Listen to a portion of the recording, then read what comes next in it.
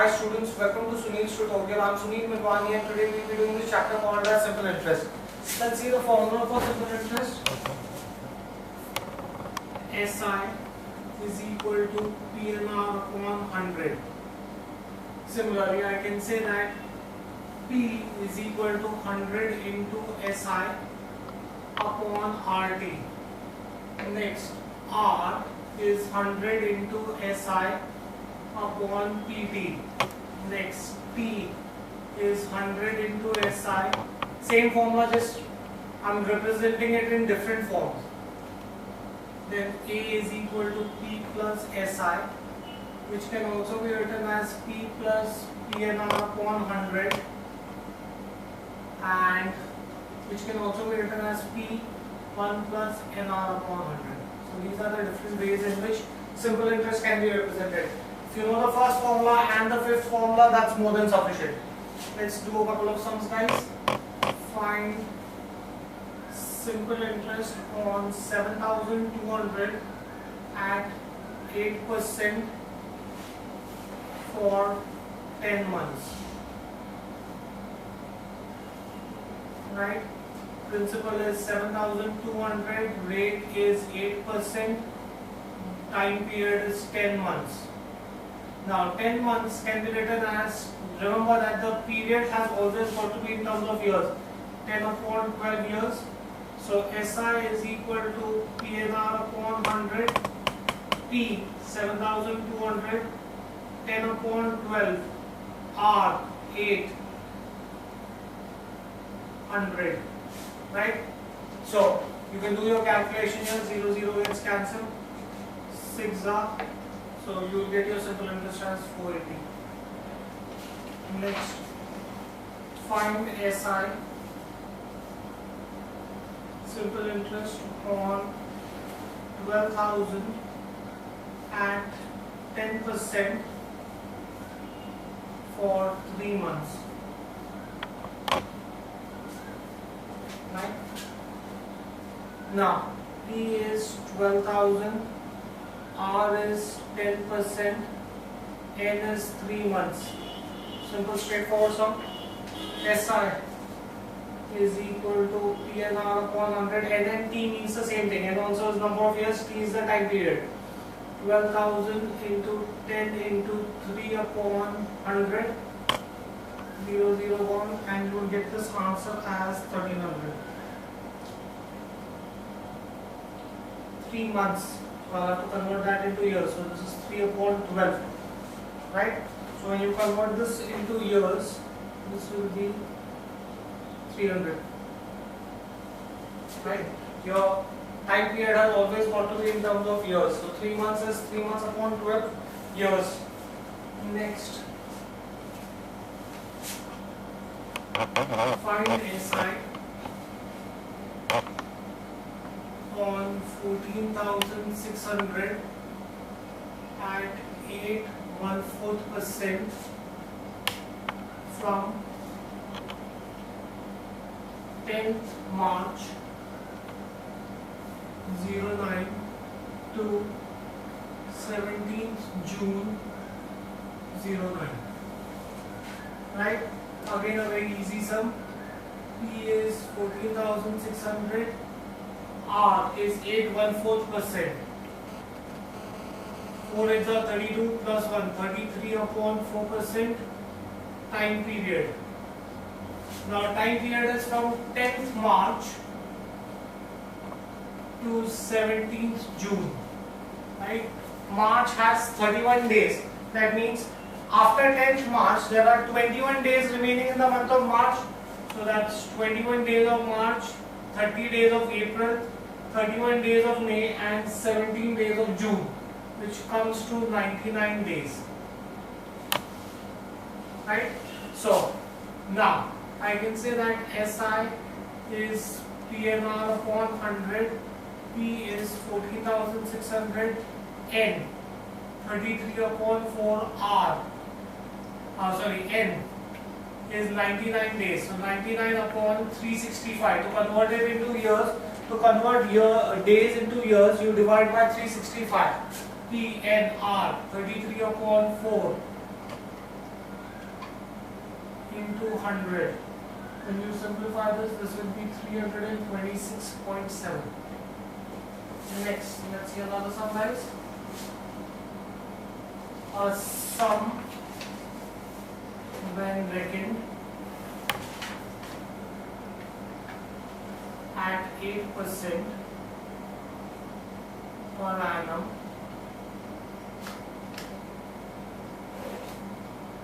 SI amounts to 3150 in 5 years. Find sum. Right? Now, let us assume that the principal is x or the sum is x. Let principal be x. Now they are saying that the principal is x, SI is going to be PNR upon 100. P is x n 5 years, R 8 upon 100. So this is going to be 5 ones are 20s are, this is 2s are, 5s are. So this is going to be 2x upon 5. Amount is given by the formula P plus SI. P is x plus SI is 2x upon 5. But the amount is given to you as 3150. 3150. 5x plus 2x upon 5. 3150 into 5 divided by 7 will give you x. 5 plus 2 7. Right? When you solve this will come to 2250. Next, let's see another sum, guys. A certain sum of money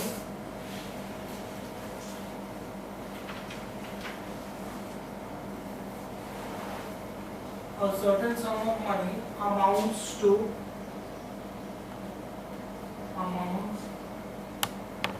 896 in 2 years and 1016 in 4.5 years. Find sum and rate of interest. Sum and rate. Okay, let's see this. How do we do the sum? Now the interesting part here is neither have they given you the rate of interest nor have they given you sum. Two things are missing here. Now observe carefully how we do this. Right? Now they have given you that amount in 4.5 years. Amount in 4.5 years is 1016. Amount in 2 years is 896. Now why is there a difference in the amount? The principal must have remained the same. The difference in the amount is because of the interest. If the amount in 4.5 years and 2 years is different, that means the difference must be because of simple interest. Therefore I can say that simple interest for 2.5 years is going to be subtraction of this. This is 120. In 4.5 years, the amount is 1016. In 2 years, the amount is 896. The principal component must have remained the same. The reason why the amount is different is because of simple interest. Now, since the time period is different, that difference of time period must have brought a change in the simple interest. So this is the simple interest for 2.5 years. Time simple interest for 2.5 years, the simple interest is 120. So for 2 years, how much will the simple interest be? So I can say x is 2 into 120 upon 2.5, 2 into 120 upon 25 into 10, which comes to 96. Right? Now, I know the amount is for 2 years is 896. SI for 2 years is 96. Therefore, I can find out principal for 2 years. If I subtract SI, if I subtract A minus SI, I will get principal. A minus SI is principal, so 800 rupees is going to be my principal for 2 years. I know principal now. I can say SI is PNR upon 100. SI is 96. Principal is 800. 2 years. Rate upon 100. 96 upon 16 is R. 6R. R is 6%. Fine, we get this in depth. Next, let's see another sum, guys. A man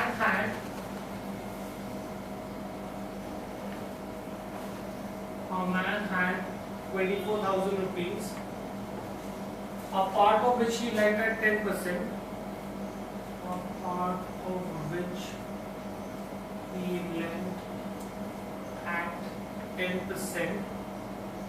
and the remaining at 12%.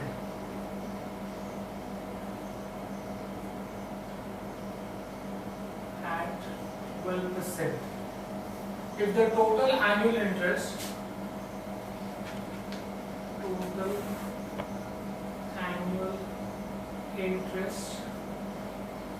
is 2,600, find money lent at 10%.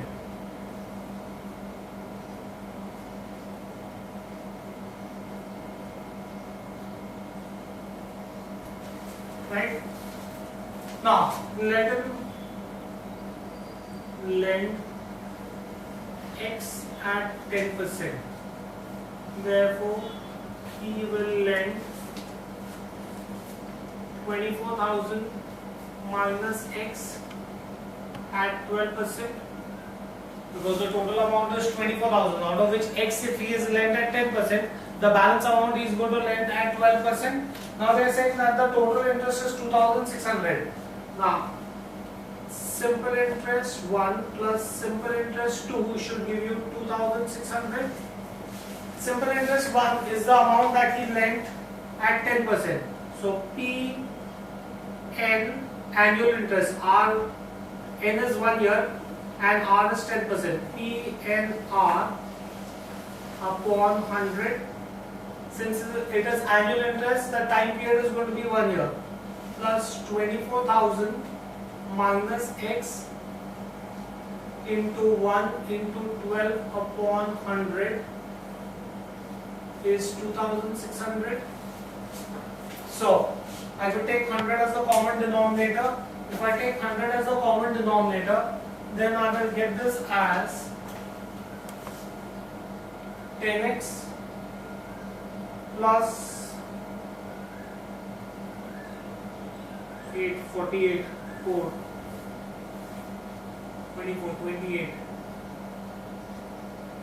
1000 minus 12x upon 100 is 2,600, right? Cross multiply. Here first I can say minus 2x plus 28,800, or 2,88,000. 2,88,000 is 2,600 and another 20. 2,60,000. So 2,88,000 minus 2,60,000 is 2x. 28,000 is 2x. X is 14,000. So he has lent 14,000 at 10%. Fine. Next, let's see another surprise. What annual installment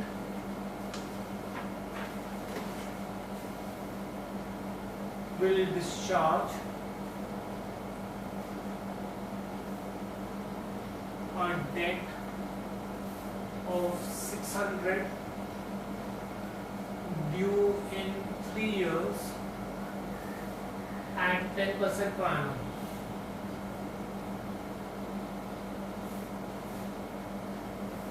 At simple interest. Very good, sir.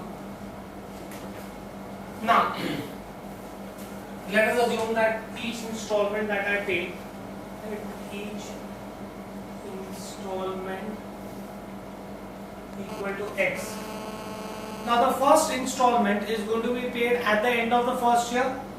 That money is going to be with the lender for 2 years. If I'm paying you, I've taken a loan from you. At the end of 1 year, I'm paying you some amount. That amount should have been actually paid at the end of 3 years. That means that money is going to remain with you for 2 years. So if that money is going to remain with you for 2 years, that means simple interest on that has to be calculated for 2 years. So I can say that first installment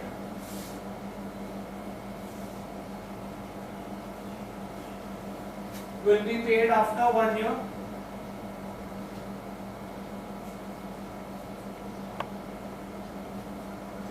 This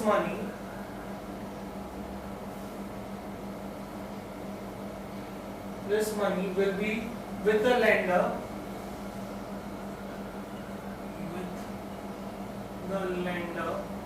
I'm giving the explanation also, for 2 years.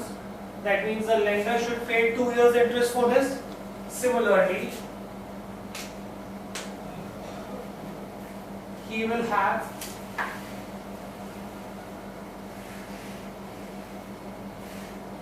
X, that's your second installment.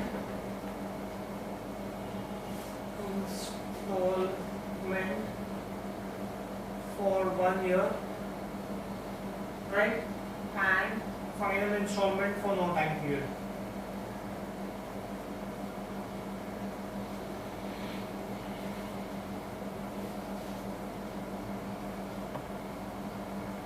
Right?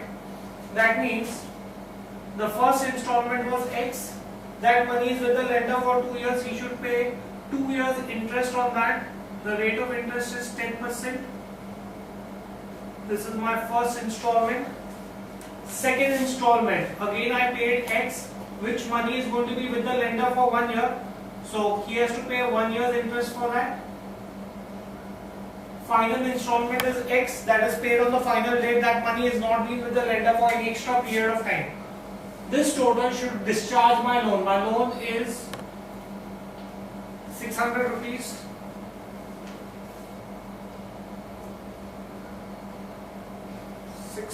Make that correction, should be 6,600 rupees. Please make that correction. The amount should be 6,600 rupees. Right? So, X plus X plus X is going to give you 3X.